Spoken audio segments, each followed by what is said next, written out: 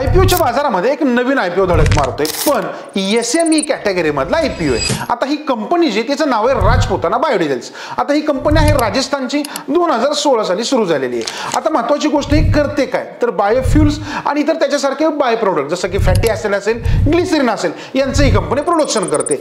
आता आयपीओच्या माध्यमातून ते 24 कोटी रुपये उभे करतायत। लक्षात ठेवा, आलेल्या पैशामधून ते बायोडिझेल सारखे प्रोडक्ट एक्सपोर्ट करायचं पोटेन्शियल वाढवणार आहेत आणि त्याची प्रोडक्शन कॅपॅसिटी वाढणार आहे याच्यामुळे।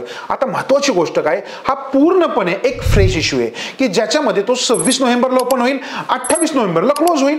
123 रुपये ते 130 रुपये ह्याचा प्राइस बँड असेल, या रेंजमध्ये तुम्ही अप्लाय करू शकता।